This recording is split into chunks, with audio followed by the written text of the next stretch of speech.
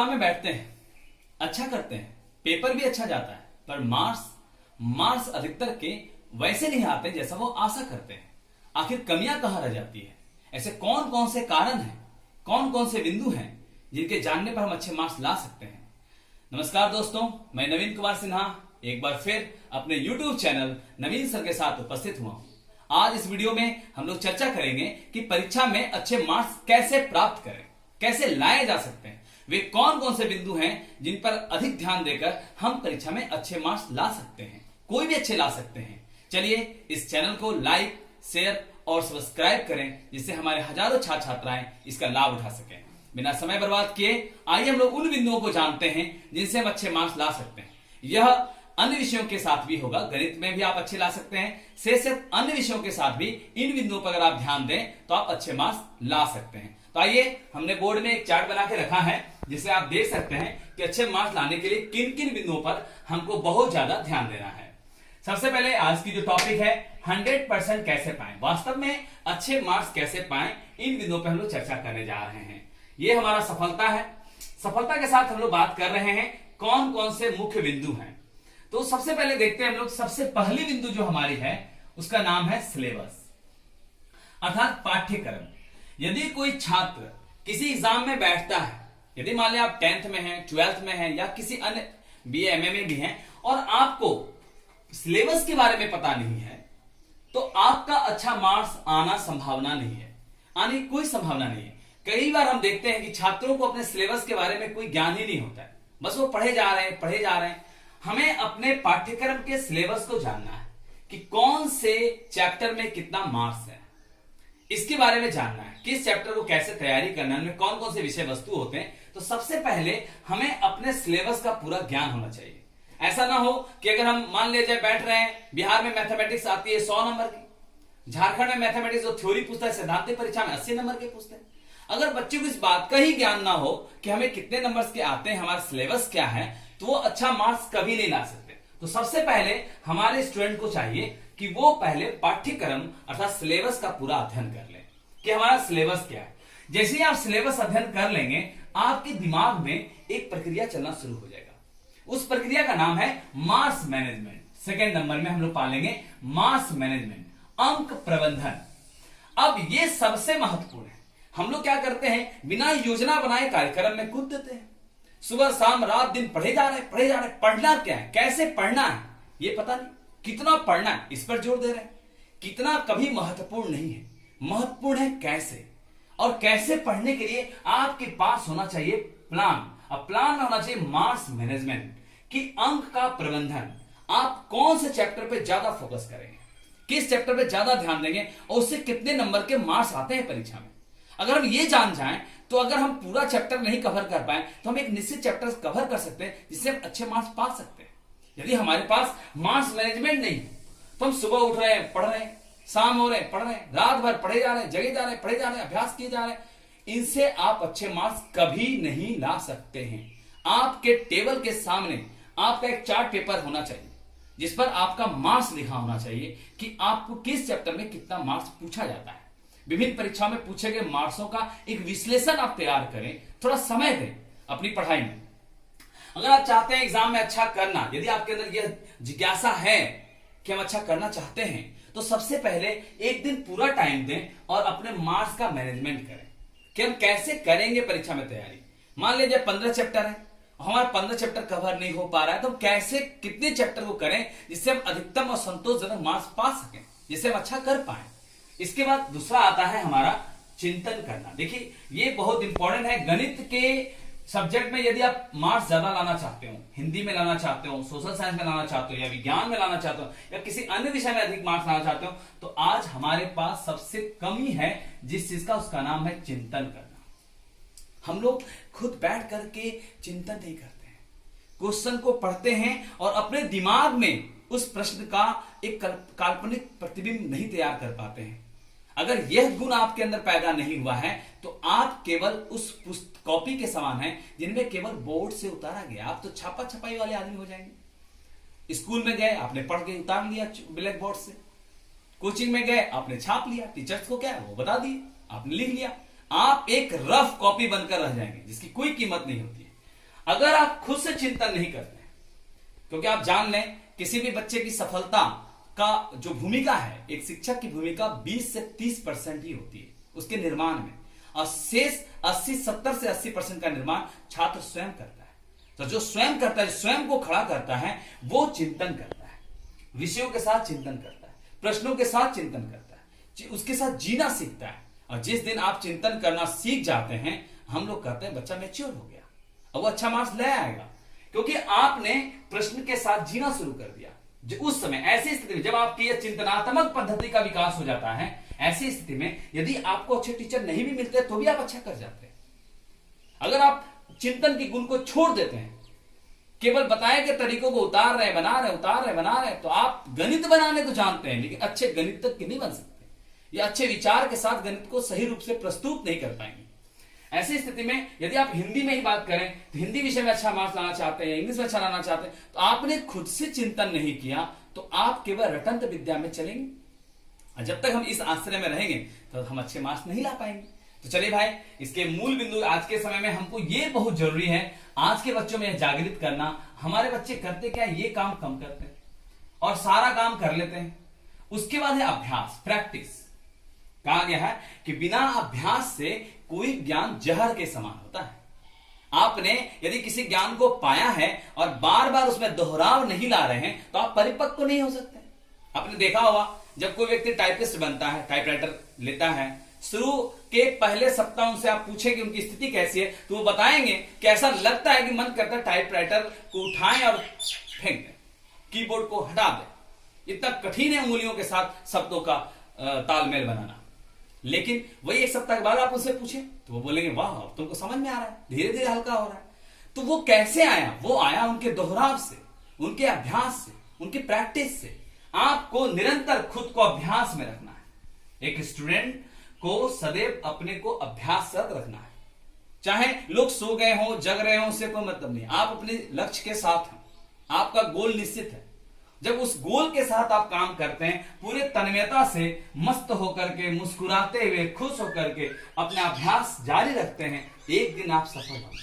कहा गया genius is nothing but regular, जो नियमित रूप से चलते रहता है और बस एक दिन वो सफल हो जाता है। आपको ये करते रहना है। बताए गए पाठ्य विषयों का, बताए गए प्रश्नों का आपको अभ्यास करना है। अभ्यास इसलिए करना है कि जितने बार अभ्यास करेंगे आपके मन में क्यों उठता जाएगा, और जब क्यों का सवाल का जवाब आप देते जाएंगे, आप में परिपक्वता आती जाएगी, और इधर आप परिपक्व हो जाएंगे और आप बड़ी शान से बोल सकते हैं यह प्रश्न सर मैं विस्तार से आपको बता सकता हूं, समझा सकता हूं, क्योंकि मैंने इसका बहुत अच्छा अभ्यास किया। तो मेरे भाई बच्चों, सबसे इंपॉर्टेंट है हमारे लिए अभ्यास करना। अगर हम अभ्यास कर लिए, सबसे पहले हमने सिलेबस देख लिया, अंक का मैनेजमेंट कर लिया, चिंतन करना प्रारंभ कर दिया, चिंतन करने के बाद हमने अभ्यास शुरू किया। अभ्यास के बाद जो हमारा सबसे इंपॉर्टेंट चीज है वो है हैंड राइटिंग, है ना? हैंड राइटिंग, हैंड राइटिंग, हस्तलेखन। आप जैसे जानते हैं जो दिखता है वो बिकता है, ये मैनेजमेंट के साथ बड़ा अच्छा लाइन चलता है। तो वही बात आपकी कॉपी के साथ भी है। आप बहुत अच्छे स्टूडेंट हैं, बहुत अच्छे स्टूडेंट हैं, लेकिन आपकी कॉपी बहुत अच्छी नहीं है, आप बहुत अच्छा लिख नहीं पाते हैं, आपकी जो हस्तलेखन है वो एकदम खराब है। ऐसी स्थिति में जैसे ही कॉपी टीचर खोलते हैं, वो एक अलग भावना से ग्रसित हो जाते हैं कि इस हैंडराइटिंग वाले बच्चे का ज्ञान बहुत थोड़ा होगा। मान लेंगे कि आपने सब सत्य बनाया, सही बनाया है, एकदम एक्यूरेट है, लेकिन ऐसी स्थिति में भी आपको वह मार्क्स नहीं मिलेगा जो उसके समय अच्छे हैंडराइटिंग वाले बच्चे लाते हैं। आपका 20% मार्क्स प्रभावित कर जाएगा सिर्फ आपके इस हैंडराइटिंग के कारण। तो हम लोग अपने हाथ की कौशलता को बढ़ाएं और अच्छे हैंडराइटिंग का प्रयोग करें। हैंडराइटिंग के लिए आप बार बार अभ्यास कर सकते हैं। किसी द्वारा लिखे गए किसी शब्द को यदि आपको अच्छा लगता है, उस शब्द के तरीके को आप ले सकते हैं, किस तरह लें। तो आपको ध्यान देना है उसके बाद अपनी हैंडराइटिंग पे, क्योंकि अगर आपकी कॉपी जो एग्जाम में जाती है, जैसे ही एग्जामिनर के सामने आएगा, वो एक पूर्व भावना से ग्रसित हो जाएगा एग्जामिनर की कॉपी की हैंडराइटिंग को देखकर, कि भाई जब इसकी हैंडराइटिंग इतनी खराब है तो पढ़ना और लिखना, तो लिखना इनका खत्म हो गया, 50% तो वही हो गया, उनके मन में आ गया। अब वो जहां पर 10 में आपको देना था 10, वहां उन्होंने काट के 8 कर दिया। आपने 2 नंबर का नुकसान वहां दे लिया। इस तरह आपका यह हैंडराइटिंग आपको हतोत्साहित कर देगा, निराशा में ला देगा। और ऐसा नहीं है कि आपकी हैंडराइटिंग अगर बहुत खराब है तो आप एकदम पूरा निराशा में चल जाए, उसके सुधार के लिए प्रैक्टिस शुरू कर दें। अभ्यास एक ऐसा क्रिया है जो करते करते करते आप वास्तविक लक्ष्य को पा सकते हैं। तो हम लोग ध्यान दें। उसके बाद हैंडराइटिंग, ये 5वां बिंदु है।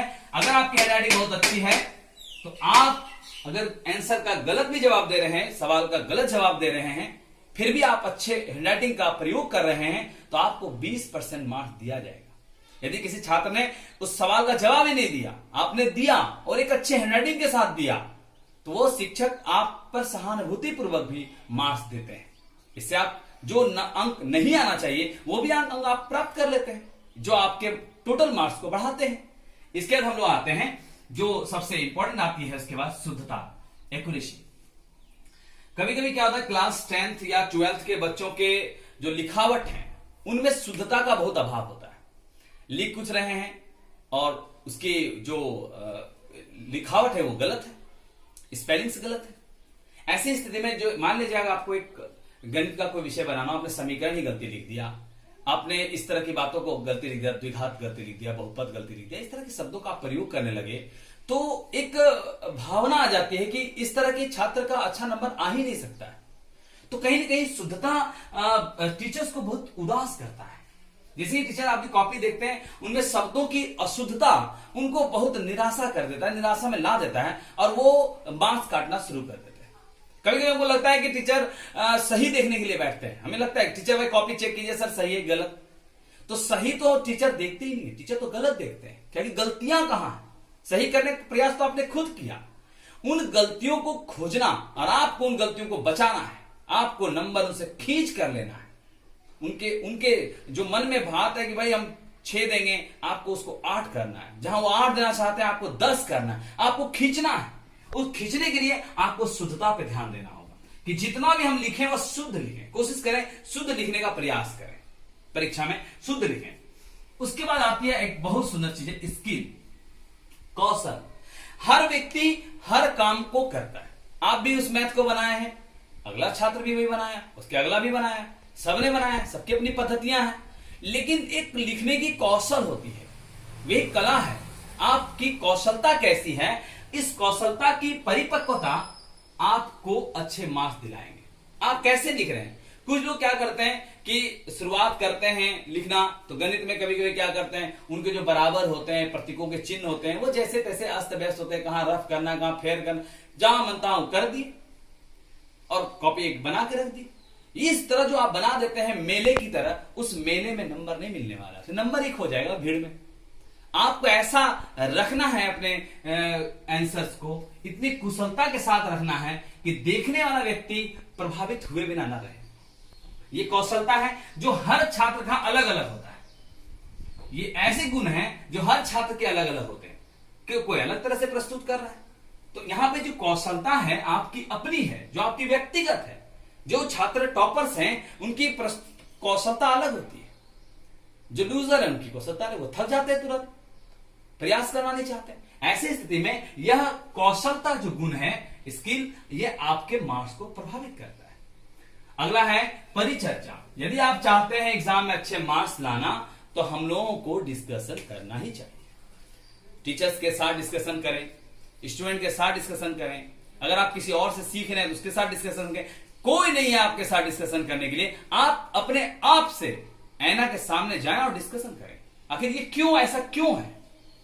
जिस दिन आप परिचर्चा में भाग लेना प्रारंभ कर देते हैं, सफलता की सीढ़ियां आपकी ऊपर की ओर जाना शुरू कर देती है। चर्चा करें, सवालों को रखें, क्यों क्यों क्यों करते रहे, उन प्रश्नों का जवाब खोजते रहें। प्राचीन काल में हमारी शिक्षा पद्धति प्रश्नावली पद्धतियों पर आधारित थी। सवाल करते थे छात्र और जवाब दिया करते थे गुरुदेव। गुरुदेव के हर तथ्यों में उनको तर्क करने का अधिकार था। आप तार्किक हो, डिस्कस करें, लेकिन डिस्कस कैसा हो, स्वस्थ हो, अग्राह्य हो, आप लेने लायक हो, ना कि बिना मतलब का डिस्कस कर रहे। अगर ऐसी इच्छा है तो आप टॉपर नहीं हो सकते। आप अच्छे बोलने वाले हो सकते हैं, नहीं अच्छे एग्जाम में करने वाले नहीं बन सकते। इसके लिए आपको सबसे पहले अपने दोस्तों के साथ, अपने शिक्षकों के साथ आप चर्चा करें। और जब कोई नहीं हो, आप अकेले हो, अध्ययन कर रहे हो, तो आप स्वयं के साथ परिचर्चा करें। स्वयं को जानना सबसे बड़ी बात होती है। आप स्वयं से जब बात करते हैं तो आपने क्या समझा या आपका हृदय जानता है। एक स्टूडेंट के हृदय में उसका स्टूडेंट गुण और टीचर दोनों बैठता है। जैसे हम एग्जाम देके निकलते हैं, कितना नंबर आएगा ये दिल पहले ही बोलने लगता है, भाई इतना नंबर आएगा, हमको संभावना है। दिमाग जो राजनीति कर ले कि नहीं भाई ऐसा हो सकता है, ऐसा होगा, अच्छा नंबर आ जाएगा, ये हो जाए, कुछ नहीं। आपके हृदय में बैठे शिक्षक आपका मूल्यांकन पहले ही कर लेते हैं। तो डिस्कशन करना हो तो पहले खुद के साथ करें, दर्पण के सामने बैठकर अपने आंखों से आंखें मिलाकर बातें करें कि आप कैसा एग्जाम दिए हैं, कैसा मार्क्स आना चाहिए, आपने क्या लिखा है, इस सवाल को कैसे लिखना चाहिए। ये सारी बातें आपके डिस्कशन में आती है। यदि आप ये परिचर्चा करने के आदी हो जाते हैं तो एक दिन निश्चित है, देर ही सही, आप एक अच्छे छात्र बनकर सामने आएंगे। उसके बाद आती है जो सबसे महत्वपूर्ण है, वो है प्रेजेंटेशन, प्रस्तुतिकरण। एग्जाम में जो महत्वपूर्ण है, जैसे आपने प्रश्न पढ़ा, प्रश्न के अनुसार अगर हम उत्तर दे रहे हैं, जो सवाल पूछा गया है उसके अनुरूप अगर आप उत्तर दे रहे हैं तो आपके प्रस्तुतिकरण मानक माने जाएंगे। अब ये क्या होती है भाई? तो मानक मतलब होती है लेवल की, स्टैंडर्ड लेवल की होगी, क्योंकि आपने सवाल के अनुरूप जवाब दिया। जिस तरह हमने कहा कि जब किसी सवाल को पढ़ते हैं तो अपनी मन चिंतन में उसके जवाब घूमने लगते हैं। तो जब शिक्षक आपके जवाब देख रहे होते हो तो जवाब से उनके मन में सवाल के स्वरूप का भी चित्र बनना चाहिए।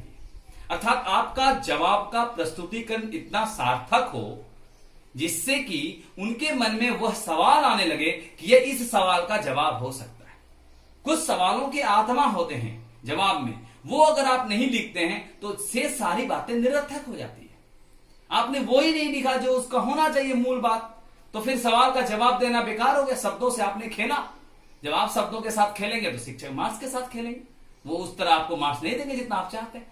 ये कुछ बिंदु हैं, इन बिंदुओं के साथ यदि हम काम करते हैं तो आपको लगता नहीं, कभी कभी लगता है कि इतने बिंदुओं के साथ हम कैसे चर्चा करें, ये स्वतः हो जाता है। आप अध्ययनशील जब हो जाते हैं और आपके मन में एक लक्ष्य हो जाता है, नहीं हमको अच्छा करना है, हमको अच्छा मार्क्स लाना है, हमें अपने विद्यालय में अच्छा करना है, हमें अपने कॉलेज में अच्छा करना है, हमें अपने समाज में अच्छा करना है, तो आपके मन में एक चिंतन आता है, एक अलग तरह की ऊर्जा आती है और वो ऊर्जा इन बिंदुओं को अपने आप जन्म देना शुरू कर देती है।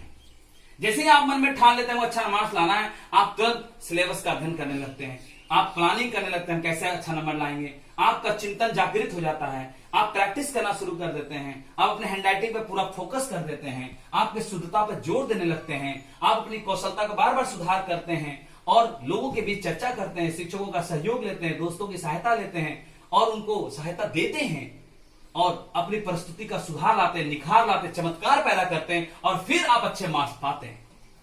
तो ये गुण हैं, इन गुण को हम पा करके अच्छे मार्क्स ला सकते हैं, चाहे किसी भी क्लास में हम क्यों ना हो। अगर इन सभी गुणों में से हमने क्या किया, सिलेबस को नहीं देखा, एग्जाम में बैठ गए, तो आप केवल ऐसे छात्र में शामिल हो गए, उन 80% छात्र में आप शामिल हो गए जो केवल एग्जाम में बैठते हैं।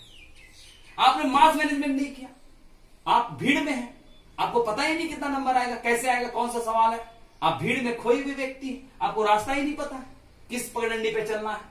आपने चिंतन करना छोड़ दिया, चिंतनात्मक गुण खत्म हो गया, प्रश्न थोड़ा भी परिवर्तित हो गया, आप वहां पर धाराशायी हो गए, थोड़ा सा प्रश्न के स्वरूप बदल गए, आप एकदम नाक के सीधे चलने वाले छात्र हो गए।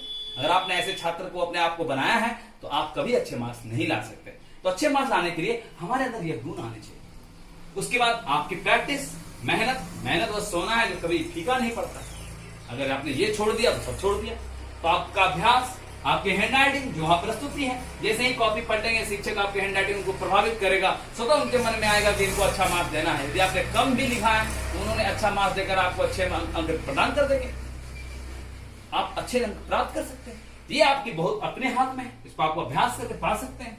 शुद्धता, बार बार प्रश्नों का अभ्यास करना, पाठ्य पुस्तकों का अध्ययन करना, लिखे गए किताबों में जो शब्द हैं उनको बार बार अपने आंखों को दिखाना, जिससे आपकी आंखें उस अक्षरों की शुद्धता को पहचान पाए और हाथ स्वतः लिख पाए, इस शुद्धता को आप पा सकते हैं। स्किल, जैसे ही आप प्रश्नों को पढ़ते हैं, अनेक पुस्तकों की सहायता से पढ़ते हैं, तो आप अन्य पुस्तकों में लिखी हुई बातें, शिक्षकों द्वारा बोले गए शब्द, छात्रों के बीच अन्य चर्चाओं के बीच आप अलग तरह का एक कौशल पा सकते हैं जो आपकी अपनी होगी, व्यक्तिगत होगी।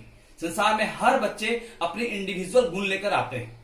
और जब इंडिविजुअल गुण है तो उनके अलग पास एक अलग कौशल है, उस कौशल को वो पा सकते हैं। इस तरह आप एक अलग कौशल पैदा कर सकते हैं और इन चर्चाओं के साथ आपकी प्रस्तुतिकरण सार्थक होगी और जिस दिन आपका प्रस्तुतिकरण सार्थक होगा आपकी सफलता कभी निरर्थक हो ही नहीं सकती, आप पा सकते हैं। तो मेरे भाइयों, हमने देखा कि किन किन बिंदुओं को हम जोर दे करके अपने अंक बढ़ा सकते हैं और किन किन बिंदुओं पर ध्यान न दें तो हमारे अंक प्रभावित हो सकते हैं।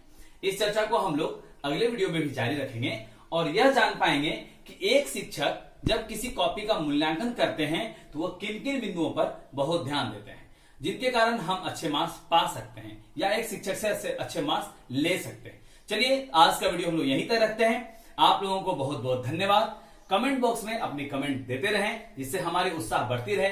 साथ साथ शेयर जरूर करें और लाइक करें जिससे अन्य बच्चे भी इनका लाभ ले पाए। चलिए, यहीं तक रखते हैं आज का वीडियो।